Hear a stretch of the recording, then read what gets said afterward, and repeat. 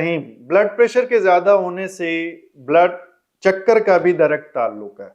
कुछ लोगों को चक्कर आते हैं और वो ब्लड प्रेशर के नतीजे में भी आते हैं, बट चक्कर एक और मसले की वजह से भी आ सकते हैं, जो बैलेंस का ऑर्गन कान में लगा हुआ है, और जब वो परेशानी बनती है तो उससे इंसान परेशान हो जाता है और वो भी बीपी का बाइस बनता है। पहली किस्म के चक्करों की बात करते हैं। जब ब्लड प्रेशर बहुत ज़्यादा होता है तो दौरान खून बढ़ता है, वो बैलेंस के ऑर्गन्स के लिए भी उसको संभालना मुश्किल हो जाता है, और उसके नतीजे में मरीज को महसूस होता है जैसे चीज़ें घूम रही हैं। वो ख़ास तौर पे जब अपने बिस्तर से या सीट से खड़े होने लगते हैं तो उस वक़्त उनको बैलेंस के मसले ज़्यादा महसूस होते हैं। चलते चलते भी या बाज़ का ड्राइविंग करते हुए भी उनको महसूस होता है कि उनको चक्कर सा महसूस हो रहा है, और उस चक्कर को एक्सप्लेन करना, उसे समझाना भी बड़ा मुश्किल होता है कि वो टिपिकल चक्कर नहीं होता, वो यूँ लग रहा होता है कि जैसे बैलेंस ठीक नहीं। इसके साथ कुछ रेयर वजूहात भी हो सकती हैं। अगर वो शरेआन है जो ऊपर को सप्लाई कर रही है, जिसे हम कैरोटिड कहते हैं, उसमें चिकनाई जम गई है तो उसके नतीजे में भी आपको चक्कर आ सकते हैं।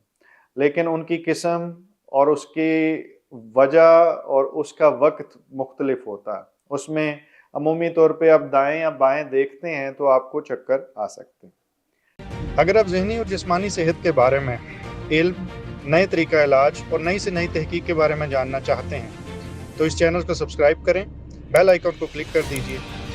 अगर वीडियो में कुछ अच्छा लगे तो लाइक एंड शेयर करें ताकि ये इल्म दूसरों तक पहुंच सके। फिर एक चक्करों की वजह है जो कान के बैलेंस से रिलेटेड है।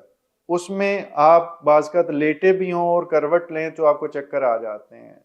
आप कोई भी पोजीशन चेंज करें तो आपको चक्कर आ जाता है, तो उसको पोजीशनल वर्टाइगो, उसका नाम ही पोजीशनल वर्टाइगो रखा गया है। तो चक्कर कोई भी हो तो ये एक बड़ा परेशान कुन सा एक्सपीरियंस होता है इंसान के लिए, और उसके नतीजे में बीपी भी बढ़ जाता है।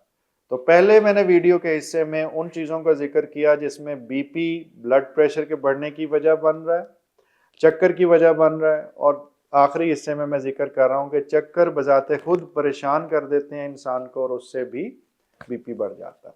तो बीपी का कंट्रोल करना भी ज़रूरी है, लेकिन अगर चक्करों की वजह शरेआन है या बैलेंस का ऑर्गन है तो इन दोनों का इलाज मुख्तलिफ है। तो बीपी के साथ इनमें से किसी चीज़ के इलाज की ज़रूरत है या नहीं, इसके लिए आपको अपने मुआलिज से मशवरा करना पड़ेगा।